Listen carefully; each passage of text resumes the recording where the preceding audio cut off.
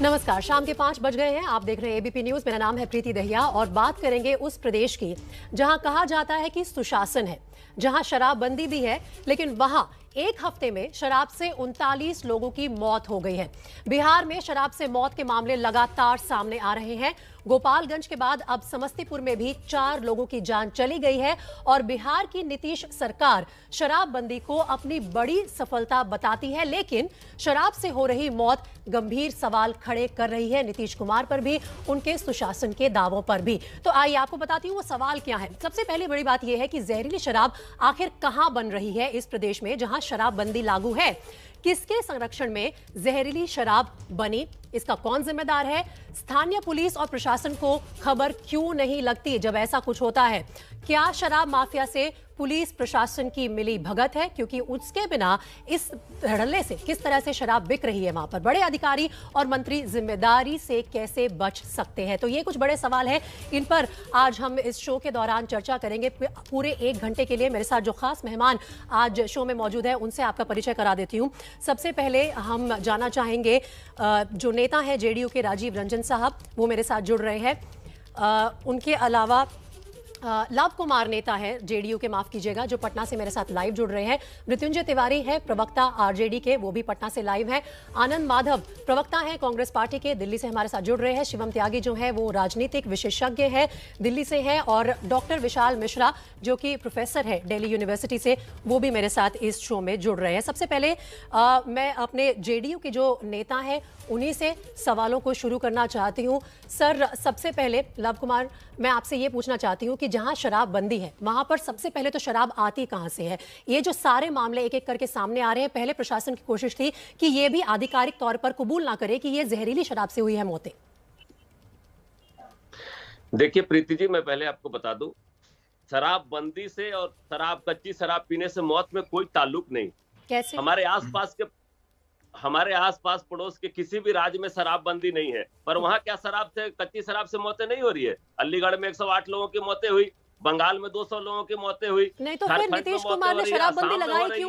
क्या आप ये कह रहे हैं कि आपने ये कानून फालतू में बनाया था? आप ये मान रहे हैं? नहीं, शराबबंदी एक सामाजिक बुराई है और माननीय नीतीश कुमार जी के नेतृत्व में जब से शराबबंदी हुआ है तब से कितनी जानें बची है, इसका भी तो आप रिकॉर्ड देखिए। सड़क दुर्घटना में पर हर एक साल 1,500 से 2,000 लोगों की जाने जाती थी। लव कुमार जी, नेता जो है जाने बचाने का क्रेडिट ले लेते हैं जब इलेक्शन पास आते हैं, लेकिन जब जाने जाती हैं तो आप जिम्मेदारी से क्यों भाग रहे हैं? जिम्मेदारी तो आपको लेनी होगी। से कहाँ भाग रहे हैं? जिम्मेदारी लीजिए ना। कानून एक बना हुआ है बिहार में। सुनिए, एक मेरी बात सुनिए लव कुमार जी, एक बात आपसे ये पूछना चाहती हूँ, मैं सिर्फ आपसे ये पूछना चाहती हूँ, शराबबंदी का कानून जो है आप लेके आए थे कि इस जहर से लोगों को बचाया जाए, ठीक है? वो काम अगर पूरी तरह से नहीं हो पा रहा है, ठीक से नहीं हो पा रहा है, तो सवाल भी आपसे ही पूछे जाएंगे ना? नहीं तो जवाब देने के लिए तो हम तैयार है ना। तो आपने तो ये बोल दिया कोई ताल्लुक नहीं है शराबबंदी के कानून में और जहरीली शराब से मौत में कोई ताल्लुक नहीं है। ये आपके शब्द हैं। शराब एकदम बिल्कुल मेरे शब्द हैं, मैं अपने शब्द पे कायम हूँ। शराबबंदी से जहरीली शराब पीने से मैं कल भी कह रहा था और आज भी कह रहा हूं कि एक एक मौत के लिए, एक भी मौत से हमारी सरकार पूरी तरह संवेदनशील है। हम कोशिश में है। क्या आपकी सरकार जिम्मेदारी ले रही है? शराब, हाँ या ना? शराबबंदी मुझे आगे भी मुझे बाकी मेहमानों के पास जाना है। क्या आपकी सरकार जिम्मेदारी ले रही है? प्रीति जी, हमारे राज्य में माननीय नीतीश कुमार जी का सुशासन है और एक भी मौत होती है तो उसके लिए हम कड़ी से कड़ी सजा देने के लिए लोगों को तैयार हैं। और तो नीतीश कुमार सरकार जिम्मेदारी भी लेने को तैयार हो जाए। मैं मृत्युंजय तिवारी जी के पास जाना चाहती हूँ, मैं लौट के आऊंगी आपके पास, ठीक है? मेरी पूरी बात सुन लीजिए, चलिए बताइए। पूरी बात आप सुन लीजिए। अब जहां भी घटना घटी, चाहे बेतिया में हो, गोपालगंज में हो, लोग पकड़े गए हैं, अधिकारियों को सस्पेंड किया गया है। अगर कोई लोग घर में शराब बना ले रहे हैं तो उसके लिए ये नहीं है कि नीतीश कुमार जी या कोई भी सरकार, अरे मर्डर केस तो बहुत पहले से 302 का मुकदमा गोपालगंज में हमने रिपोर्टर को भेजा था और जिस व्यक्ति ने अपनी जान खोई है उसके परिवार वालों ने बोला कि होम डिलीवरी हो रही है जहरीली शराब की, घर में शराब नहीं बनाई थी उन लोगों ने। ठीक है, ठीक है सर, मैंने आपकी बात सुन ली लव कुमार जी। एक बार मैं बाकी मेहमानों के पास भी चली जाती हूँ। मृत्युंजय तिवारी जी, आप प्रवक्ता है आरजेडी के, मुझे आपसे ये पूछना है कि इस वक्त जो स्थिति है बिहार में, मेरे पास कुछ आंकड़े हैं कि जनवरी से लेकर 31 अक्टूबर तक 70 लोगों की तो मौत हो चुकी है। नवंबर के आंकड़े इसमें जुड़े हुए नहीं हैं। तो अगर इतने लोगों की मौत हो रही है तो फिर इस कानून का फायदा क्या है और इस कानून पर आरजेडी का स्टैंड क्या है? देखिए प्रीति जी, सबसे पहली बात तो जिस समय शराबबंदी कानून लागू हुआ था हम लोग भी सरकार में थे और उस समय से 2016 से 20 तक जहरीली शराब पीने से 20 लोगों की मौत हुई और अभी 2020 के बाद आज तक एक तो आंकड़े जो आप दिखा रहे हैं इससे ज्यादा है, 100 से ज्यादा लोगों की जाने गई है और ये गरीब सारे लोग मौत के मुंह में समा रहे हैं। सरकार आखिर कर क्या रही है? सरकार का शासन प्रशासन कर क्या रहा है? नेता प्रतिपक्ष तेजस्वी यादव जी ने कई बार सदन में भी विधानसभा में इस बात को कहा कि सत्ता के संरक्षण में शराब माफिया और शराब तस्कर का धंधा फल फूल रहा है। आखिर शराबबंदी कानून लागू कैसे होगा? आदरणीय नीतीश कुमार जी का ये ड्रीम प्रोजेक्ट है और ड्रीम प्रोजेक्ट में आप देखेंगे सत्ता में बैठे लोग ही जब ये जहरीली शराब बनाएंगे, उनका फैक्ट्री चलाएंगे और शराब लोगों को पिलाएंगे, क्या सीधे हत्या के लिए सरकार जिम्मेवार है? नहीं, और सरकार लव कुमार जी विपक्ष तो जो है सवाल पूछेगा। लव कुमार जी देखिए, विपक्ष सवाल पूछेगा और विपक्ष ने उस वीडियो को भी वायरल किया। एक मिनट, आप दोनों से समय चाहती हूँ, आप मेरी बात सुन लीजिए। नेताजी आप मेरी बात सुन लीजिए। लव कुमार जी सुनिए, नीतीश कुमार ने कहा है जब गड़बड़ चीज पियोगे तो आप चले जाइएगा। गड़बड़ चीज पियोगे, नीतीश कुमार को पता है कि गड़बड़ चीज बिक रही है उनके प्रदेश में और वो लोगों पर जिम्मेदारी छोड़ रहे हैं। अरे दहेज विरोधी कानून तो कब से लागू है मैम, और भ्रष्टाचार विरोधी कानून तो 1980 में लागू हुआ था। मृत्युंजय जी एक सेकंड इनको बोलने दीजिए, अगर आप दोनों साथ बोलेंगे तो कोई सुन नहीं पाएगा। बोलिए। उसके बाद ही चारा घोटाला हुआ है और मृत्युंजय तिवारी जी को मैं बता दूं कि जो अभी जो जंगल राज के मसीहा के पुत्र है जो अभी बालिग होने के प्रोसेस में है, वो अगर इस तरह का सवाल जान रहे, वो अगर जान रहे मृत्युंजय जी, वो अगर जान रहे मृत्युंजय की किसके संरक्षण में शराब बिक रहा है तो नाम तो उजागर करते, नाम तो उजागर करे ना। ठीक है, आप दोनों की बात सुन ली। मैं एक बार आनंद माधव के पास जाना चाहती हूँ। मैं बाकी पार्टियों से भी पूछना चाहती हूँ, जेडीयू और आरजेडी के बीच में जो भी पॉलिटिकल तनाव है उसका असर इन लोगों की मौत पर नहीं खेला जा सकता। आप इस पर पॉलिटिक्स मत कीजिए। देखिए लोगों की जान गई है, गलत तरीके से गई है और प्रशासन ने अभी तक जिम्मेदारी नहीं ली है। आप कार्रवाई कर रहे हैं, आप लोगों को गिरफ्तार कर रहे हैं, बहुत अच्छी बात है, लेकिन कानून बनाने वालों को यह भी बताना होगा कि कानून विफल हो रहा है तो क्यों हो रहा है। आनंद माधव, कांग्रेस की तरफ से आप क्या कहना चाहेंगे? यहाँ पर कमी कहाँ है? क्या ये कानून लाना ही गलत था? क्या प्रचार के कुछ और तरीके थे जिसके जरिए लोगों को और अवगत कराया जा सकता था कि शराब क्यों गलत है?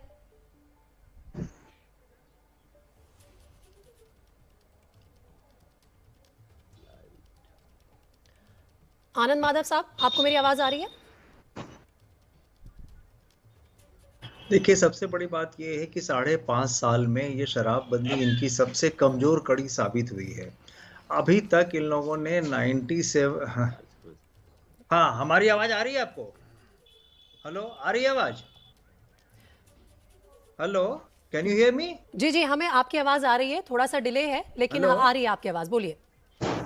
आपकी आवाज मेरे पास तक आ रही है। मैं ये कह रहा था कि ये शराबबंदी 7 साल के बाद भी 2016 से लेके अभी तक में, हाँ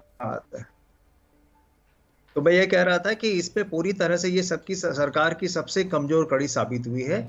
शराबबंदी एक तरह से यहाँ माखौल है, मजाक है, ये सब के सब जानते हैं और इसमें पूरा प्रशासन और इसका मिली भगत है जिसके कारण ये सारी चीजें हो रही है। 97 लाख लीटर जो है अंग्रेजी शराब पकड़ा गया, 53 लाख लीटर जो है ये देसी शराब पकड़ा गया। तो भाई यहाँ जो ये पकड़ा जा रहा है इससे कहीं अधिक खपत हो रहा है, ये सब जानते हैं, हर जगह उपलब्ध है, हर घर में उपलब्ध है, जिसको जो चाहिए वहां मिल रहा है। ये जो मौतें हो रही हैं इसकी जिम्मेवारी कौन लेगा? इसकी जिम्मेवारी कोई लेने के लिए तैयार नहीं। आप देखिए नीतीश कुमार जी हर बार भाषण देते हैं, इस बार ही भाषण दिया। पहले तो उन्होंने किया कि गड़बड़ चीज पीजिएगा तो ऐसा होगा ही, फिर उसके बाद वो कह रहे हैं कि हम समीक्षा करेंगे, हम मीटिंग करेंगे, जो लगातार कर रहे हैं। आपको नीतीश कुमार जी का एक बयान में याद दिलाना चाहूंगा जो उन्होंने 13 दिसंबर 2016 को कहा था। उन्होंने कहा था कि जो लोग इस तरह की शराब बनाएंगे और इनसे मौत होती है तो उनको हम मृत्यु दंड तक देंगे। ये स्टेटमेंट उनका अगर आप चाहिएगा तो मैं उसको भेज सकता हूँ, मेरे मोबाइल में है वो स्टेटमेंट। ये नीतीश कुमार जी का है, 13 दिसंबर 2016 का। अभी तक 2021 हो गया, हर साल मौत हो रही। इस साल 2021 में 70 से अधिक मौतें हुई हैं और आंकड़ा पूरी पिछले अब लाइए तो कई गुना है और कहीं कोई कार्रवाई नहीं। कितनी गिरफ्तारियां हुई आप बताइए ना। आबकारी विभाग के आप चौकीदार को सस्पेंड करते हैं, आप दरोगा को सस्पेंड करते हैं, जो इसमें असली लोग शामिल हैं उनको आप पकड़ नहीं पा रहे हैं, जो उच्च अधिकारी इसमें शामिल हैं उसे पकड़। ये पूरी मिली भगत है राजनीतिज्ञों का और साथ ही साथ पुलिस महकमा का, जिसके कारण की अवैध धंधा पूरे राज्य में फैल रहा है। मिली भगत है, एक बहुत बड़े अधिकारी ने ये बात मुझे व्यक्तिगत रूप से कहा था। सारी साठगांठ चल रही है पुलिस और प्रशासन के बीच, काफी लोगों ने इसका जिक्र पहले भी किया है। जी जी, हमारे जो जिले के कप्तान लोग आनंद माधव साहब, मैं लौट कर आऊंगी, पर आपने जो बात उजागर की है वो कोई पहली बार ऐसा कोई दावा नहीं किया जा रहा है। शिवम त्यागी, ऐसे जो दावे हैं वो बहुत हो रहे हैं कि पुलिस और प्रशासन की साठगांठ है, इसी वजह से इतनी बड़ी मात्रा में जहरीली शराब पकड़ी भी जाती है। और ये खुद कह रहे थे हमारे जो प्रवक्ता है जेडीयू के लव कुमार साहब की लोग अपने घरों में शराब बना रहे हैं। ये कैसे पॉसिबल है? अगर पुलिस को नहीं जानकारी इसके बारे में तो क्यों नहीं है? देखिए प्रीति जी, सबसे पहले मुझे लगता है कि कहीं ना कहीं ये अपने आप में एक दुखद घटना है और इस पर पार पाना ही पड़ेगा। जिस तरीके से इतने लंबे समय से शराबबंदी बिहार में रही है और वो कहीं ना कहीं सक्सेसफुल भी रही है। एक आम परिवार, एक आम माता, एक आम बहन, जिसके परिवार में जो भी कोई व्यक्ति है कमाने वाला, वो शाम तक घर जाते जाते सारे पैसों की शराब ही पी जाता था। उनसे कहीं ना कहीं इस बात से उन्हें जरूर शांति मिली और सुकून मिला और ये शराबबंदी सक्सेसफुल भी रही। लेकिन ये जो छोटे छोटे लूप होल्स हैं उसको भी सरकारों को दूर करना पड़ेगा। सक्सेसफुल के क्या मापदंड है सरकार के? आप मुझे बताइए, सक्सेसफुल के क्या मापदंड है? किसे आप कहेंगे कि सक्सेसफुल है? 70 लोगों की मौत हो गई अक्टूबर तक इसी साल। सक्सेसफुल का मापदंड यह है कि अगर 1.5 करोड़ लीटर सरकार ने शराब पकड़ी है तो कहीं ना कहीं सिस्टम अलर्ट है। मैं बिल्कुल इस घटना को या किसी भी व्यक्ति ने जिसने जहरीली शराब पी के जिसकी जान चली गई वो गलत नहीं, बिल्कुल सही नहीं ठहरा रहा हूं। और मैं बिल्कुल कहता हूं कि जांच होनी चाहिए। बनने का मौका मिल गया लोगों को, बनाने का मौका मिला लोगों को, बेचने का मौका मिला लोगों को, सरकार कैसे सफल हुई? प्रीति जी, जो 1.5 करोड़ लीटर की बात कर रहा हूं मैं, वो शराब की बात कर रहा हूं जो देसी और विदेशी किसी ना किसी तरीके से राज्य में घुसने की कोशिश की जा रही थी, उनको पकड़ा गया। तो कहीं ना कहीं काम तो कर रहे हैं। लेकिन मैं कहता हूं फिर भी, चाहे वो 2 थानेदार हो, चाहे 2 कोतवाल हो, चाहे 1 थाना अध्यक्ष हो, इनको निलंबित करने भर से काम नहीं चलेगा। कहीं ना कहीं जैसा कि मुख्यमंत्री जी ने कहा कि हम जरूर इस पूरी पॉलिसी को रिव्यू करेंगे और रिव्यू करने के बाद कहीं पर भी अगर कोई लूप होल्स है तो बताएं। लेकिन इससे भी महत्वपूर्ण सवाल यह है कि कांग्रेस और आरजेडी जब सरकार में आएंगे तो क्या ये इसको खत्म करेंगे, इस नीति को, शराबबंदी नीति को खत्म करेंगे? आधा क्वार्टर घर घर पहुंचाएंगे क्या? इनका भी तो अपना एक स्टैंड होना चाहिए। मैं मानता हूं कि ये गलत है। जो आगे आने वाले समय में आएंगे शिवम त्यागी, मैं उनसे ये सवाल पूछूंगी, लेकिन इस वक्त जो पार्टियां पावर में हैं उनसे सवाल पूछने बहुत जरूरी हैं। मैं आगे बढ़ना चाहती हूँ, मैं बात करती हूँ डॉक्टर विशाल मिश्रा से, जो कि प्रोफेसर हैं दिल्ली यूनिवर्सिटी में। डॉक्टर विशाल मिश्रा, अगर हम बिहार को एनालाइज करें और इस शराबबंदी के लॉ को एनालाइज करें तो फिर आपके हिसाब से ये कहाँ तक सक्सेसफुल रहा है? जैसे कि शिवम त्यागी क्लेम कर रहे हैं कि सक्सेसफुल रहा है, तो कहाँ तक ये सक्सेसफुल रहा है? और नीतीश कुमार जिस तरह की बयानबाजी कर रहे हैं कि गड़बड़ चीज पियोगे तो फिर ऐसा होगा, क्या ये सही है? क्या सुशासन बाबू को यहां जिम्मेदारी नहीं लेनी चाहिए?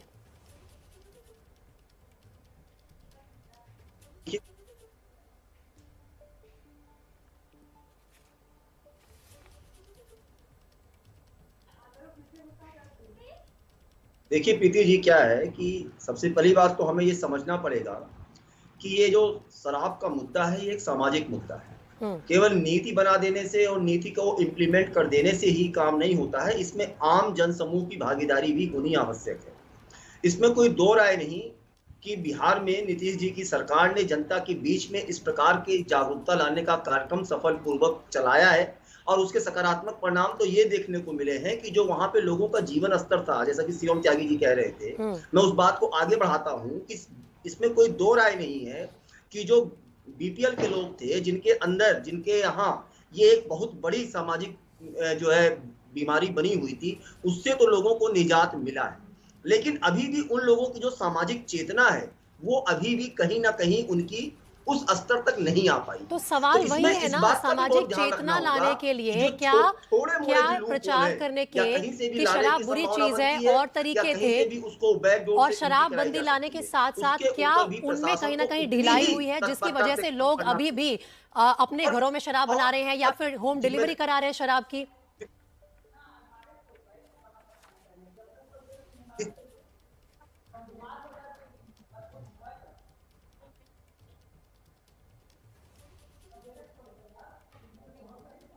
प्रीति जी, मैंने आपसे कहा ना कि ये केवल नीति नियमन से नहीं होगा, जन समूह की भागीदारी भी आवश्यक है।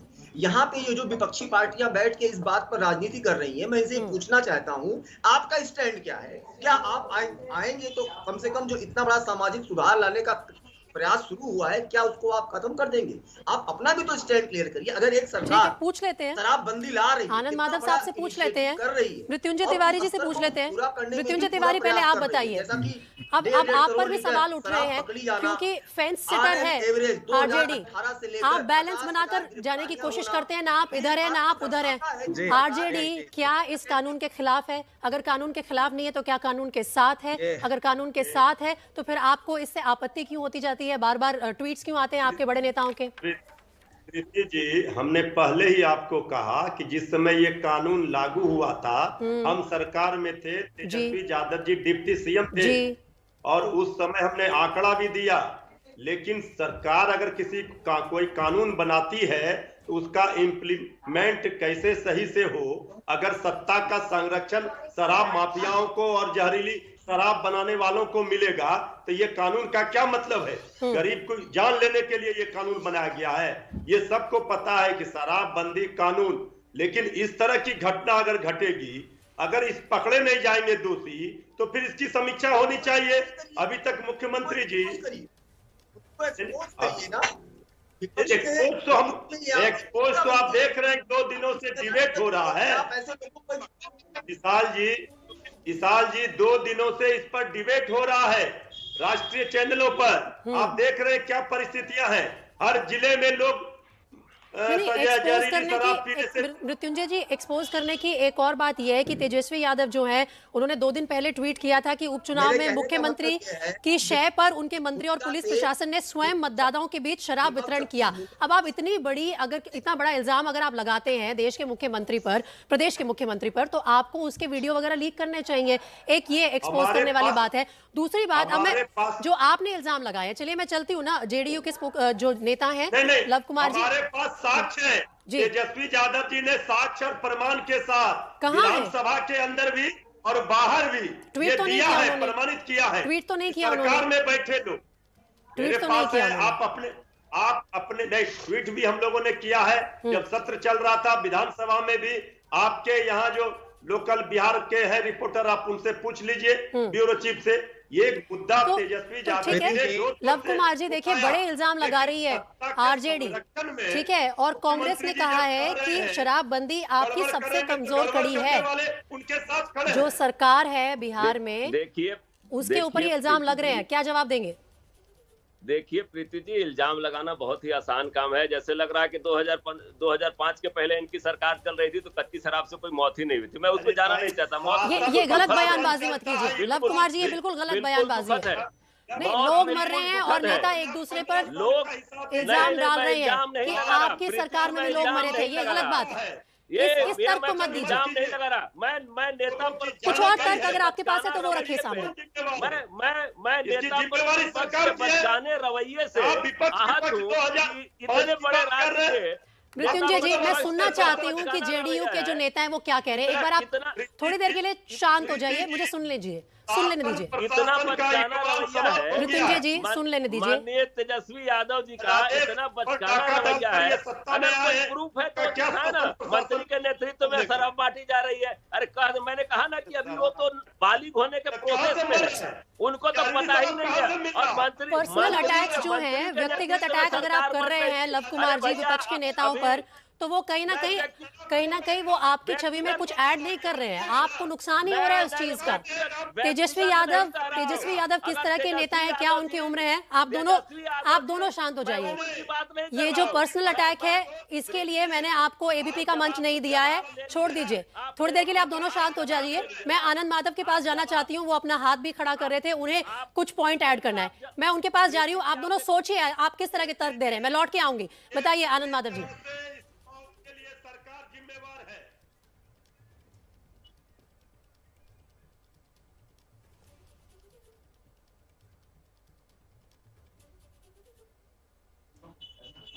सबसे पहले तो मैं ये कहना चाहूँगा कि जो हमारे दिल्ली विश्वविद्यालय के प्रोफेसर साहब बैठे हुए हैं और जो विशेषज्ञ बैठे हुए हैं, थोड़ी जानकारी इनको हासिल कर लेनी चाहिए। 2020 में जो चुनाव हुआ था विधानसभा का, उसमें हम लोगों ने घोषणा पत्र जारी किया था और उस घोषणा पत्र में स्पष्ट रूप से हम लोगों ने पढ़ा नहीं तो अपनी बातें ये कह रहे हैं यहाँ पे ये कांग्रेस को क्या करना चाहिए वो बताना चाहिए। बिल्कुल स्पष्ट रूप से इसमें लिखा हुआ था कि हम लोग क्या करेंगे। हम लोगों ने कहा था कि हम लोग इसकी पूरी तरह से समीक्षा करेंगे और जो इसमें अनर्गल चीज़ें हैं उनको हटाएंगे, क्योंकि ये जो शराबबंदी है उसके कारण आप सब लोगों को जानकारी है 3 लाख से ज़्यादा परिवार सलाखों के पीछे गया। और ये कौन परिवार गया? ये दलितों का परिवार गया, महादलितों का परिवार गया। कौन भला आदमी, कौन व्हाइट कॉलर आज सलाखों के पीछे नहीं है? आज जो मरे हैं इसमें लगातार जो मर रहे हैं लोग, कौन व्हाइट कॉलर लोग मरे हैं? ये मरे हैं सिर्फ गरीब और सिर्फ दलित मरे हैं, जो मजदूर बेचारे बाहर से लौट के आए वो मरे हैं। कौन इसका ख्याल रखेगा? जहां तक बड़े बड़े नेताओं की बातें, हमारे जदयू के मित्र भी बैठे हुए हैं, सिर्फ और सिर्फ गाल बजाने के अलावा ये कुछ नहीं हो रहा है। जो परिस्थिति पूरे बिहार में है वो किसी से छिपी भी नहीं है। ये आरोप लगाने के लिए आरोप नहीं लगा रहे हैं। चीजों को देखें, चीजों को समझें, तब फिर उस पर बात करें तो ज्यादा बेहतर बिना सोचे समझे इल्जाम लगाए जा रहे हैं विपक्ष पर, और विपक्ष के सवालों से बचने के लिए क्या आप वापस फिंगर पॉइंटिंग कर रहे हैं कि तुम्हारा क्या? पहले जो पॉलिटिकल पार्टी, जो रूलिंग कोalition है बिहार में, वो जवाब दे। शिवम त्यागी, मैं आऊंगी सर आपके पास। आपने कुछ सवाल खड़े करें, जरा मुझे जवाब लेने दीजिए। सवाल करना चाहिए प्रीति जी, आप जवाब इनको लेने दीजिए। इनको कहिए ना इतना इंटॉलरेंट क्यों हो रहे हैं, इतना इंटॉलरेंट मत होइए। मैं बड़ी शालीनता से आपको सुन रहा था, तो आप मुझे भी सुनने की थोड़ी हिम्मत रखिए। आप बताइए शिवम त्यागी, बोलिए। तो उनको प्लीज उनको कहिए एक बार सुन ले। हाँ, मैं सिर्फ इतना कहना चाहता हूं कि आनंद जी, आपका मैनिफेस्टो तो बिहार की जनता ने ही नहीं पढ़ा, तो शिवम त्यागी आपका मैनिफेस्टो क्यों पढ़ेंगे? आप क्या करना नहीं चाहते हैं वो बिहार की जनता को बताइए। अगर उनको समझ में आता तो वो आपको सरकार में ले आते। बहरहाल वो महत्वपूर्ण नहीं है। महत्वपूर्ण बात यहां पर ये है, आप जिन गरीब और दलितों की बात करते हैं, उन्हीं गरीब दलितों और तमाम लोगों के घर पर जब एक परिवार का कमाने वाला व्यक्ति शराब पीकर जाता है, परिवार की शांति भंग करता है, परेशानी होती है। इस चीज को लगातार एक और बात कही गई यहां पर आरजेडी के द्वारा कि जब डेप्यूटी, एक और चीज मैं यहां पर यह कहना चाहता हूं, जैसा कि आरजेडी के मेरे शिवानंद जी ने कहा कि हमारे शिवम त्यागी, सवाल जैसा कि आपने कहा ये नहीं है कि बिहार की जनता ने कांग्रेस पार्टी का मैनिफेस्टो पढ़ा या नहीं पढ़ा। जिनका मैनिफेस्टो पढ़ा, जिनको वोट दिया, आज वो उन्हें कहीं ना कहीं शर्मिंदा कर रहे हैं, क्योंकि विश्वास जताया था सुशासन बाबू पर। और 5 अप्रैल 2016 में नीतीश कुमार ने बिहार में शराब बनाने, व्यापार करने, रखने, लाने ले जाने, बेचने और पीने पर प्रतिबंध लगा दिया था। इसके बावजूद पिछले 3 दिन में 39 लोगों के मरने की खबर आई है जहरीली शराब के कारण। आज वही हमारी चर्चा का मुद्दा भी है और मेरे साथ शो में मौजूद है शिवम त्यागी, जो कि पॉलिटिकल एनालिस्ट हैं। उनके साथ ही स्पोक्स पर्सन है आरजेडी के मृत्युंजय तिवारी, लव कुमार साहब है नेता जेडीयू के, doctor Vishal Sharma professor Delhi university के, और आनंद माधव प्रवक्ता हैं कांग्रेस पार्टी के। तो ब्रेक से पहले चर्चा चल रही थी आप सबके साथ, और लव कुमार जी, मैं एक बार फिर से आपके साथ ही ब्रेक के बाद भी आना चाहूंगी। मैं जो है बयान सुन रही थी नीतीश कुमार का, और उन्होंने खुद माना है कि एक बार फिर से जो प्रचार है उसे पुरजोर तरीके से चलाना होगा अगर आपको प्रदेश में शराबबंदी को सक्सेसफुल बनाना है या नहीं बनाना है। तो क्या उस प्रचार की तरफ अब आपके कदम नहीं उठने चाहिए? और अगर वो करना है तो प्रशासन को पहले मानना होगा कि जितनी भी ये मौतें हो रही हैं इस वजह से हो रही है कि एक शराब माफिया है प्रदेश में और वो शराब धड़ल्ले से बेच रहा है, लोग पी रहे हैं। देखिए प्रीति जी, मैं आपकी इस बात से पूरी तरह सहमत हूं, क्योंकि एक सामाजिक बुराई, और सामाजिक बुराई है जाते जाते जाएगी।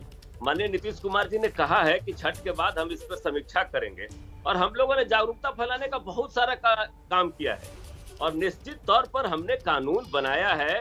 और आप सोच लीजिए, गंभीरता से विचार करिएगा, इतना बड़ा रेवेन्यू लॉस के बाद भी नीतीश कुमार ठस से मस नहीं हुए, और शराबबंदी पूरी तरह से लागू रही।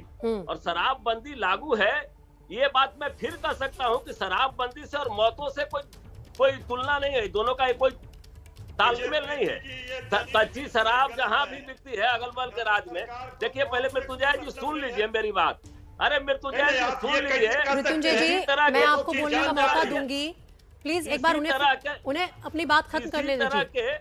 इसी तरह के प्रीति जी गैर जिम्मेदाराना बयान से आदरणीय विपक्ष के हमारे नेता को बचना चाहिए। अगर उनके पास कोई मृत्युंजय जी, लोगों की मौत हुई है, गैर जिम्मेदाराना बयान जो है वो ना सरकार की तरफ से आए ना विपक्ष की तरफ से आए। क्या आप मिलकर काम करेंगे जेडीयू के साथ?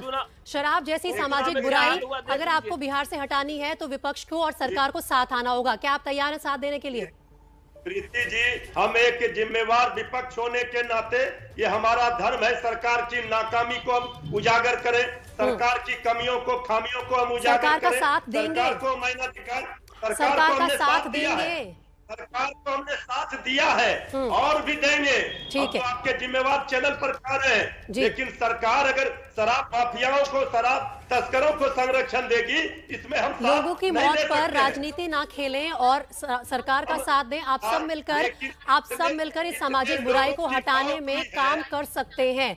आप सब अपनी जिम्मेदारी समझें, हम यही उम्मीद कर रहे हैं।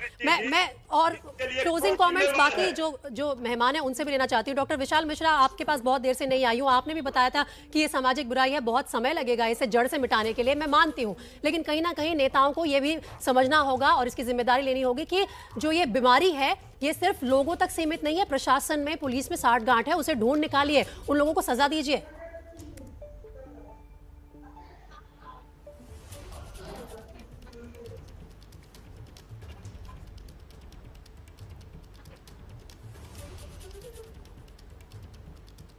प्रीति जी, बिल्कुल मैंने यही बात कहा था और तब हमारे कांग्रेस के माननीय प्रवक्ता जी कह रहे थे कि इनको घोषणा पत्र शायद पढ़ा नहीं है। मानवर समीक्षा नहीं होती, आप कंप्लीटली उसे बैन करेंगे या नहीं बैन करेंगे। वास्तव में ये साहसिक निर्णय था। आप डाटा की बात कर रहे थे ना, तो 43% जो मेल है वो खेती में अब ज्यादा समय दे रहा है, 84% महिलाओं की आय बढ़ी है और कहीं ना कहीं ये बहुत बड़ा सामाजिक विषय है। इसमें सारी विपक्षी पार्टियों को सरकार के साथ खड़े होकर जनता के बीच में जागरूकता लाने में और सहयोग करना चाहिए। आप राजनीति करिए, और भी अवसर मिलेंगे राजनीति के, लेकिन कुछ मुद्दे ऐसे होते हैं जो संवेदनशील होते हैं, जो देश को, राष्ट्र को आगे लेकर जाते हैं, वहां पर राजनीति नहीं की जाती है। आपकी भूमिका और महत्वपूर्ण हो जाती है क्योंकि आप विपक्ष में बैठे हैं, तो कम से कम ऐसे सकारात्मक पहलुओं पर समर्थन करें। शिवम त्यागी, मेरे पास ज्यादा समय नहीं है, लेकिन कहीं ना कहीं दोनों भारतीय जनता पार्टी को और जेडीयू को, जो कि सरकार के अलायंस पार्टनर्स हैं, उन्हें ये समझना होगा कि सिर्फ कानून बना लेने से काम नहीं चलता है। आपको अगर वो कानून पूरे दिल से लागू करना है, बिहार की रियलिटी को जानते हुए, तो आपको बहुत कुछ करना होगा। जो लोग जिम्मेदार हैं उन्हें ढूंढ निकालना होगा और उन्हें पनिश करना होगा ताकि लोगों की हिम्मत ना हो। Closing comments. देखिए, जी बिल्कुल, इसमें कहीं कोई दो राय नहीं है। मुझे लगता है कि जिस तरह से सरकार कार्रवाई कर रही है और तेजी के साथ कुठाराघात करने की जरूरत है इन माफियाओं पर। गोपालगंज में 3 घरों को बंद किया गया है, सील किया गया है। इसके साथ साथ अशोक शर्मा, राम प्रवेश, जितेंद्र प्रसाद और गोपालगंज में और 2 लोगों को गिरफ्तार किया गया है। जितने भी लोग हैं सबको ढूंढकर निकालिए, क्योंकि किसी भी एक व्यक्ति की जान गई, उसके परिवार वाले कह रहे थे कि हम बहुत समय से शिकायत दर्ज कर रहे थे कि यहाँ पे जहरीली शराब बनती है, लेकिन तब आकर प्रशासन ने जिम्मेदारी नहीं ली। अगर समय से उस घर को सील कर देते तो शायद उन लोगों की जान बच जाती। ठीक है, इसी के साथ मुझे आप सभी को धन्यवाद देना होगा। बहुत बहुत शुक्रिया आज इस डिबेट में हमारे साथ जुड़ने के लिए।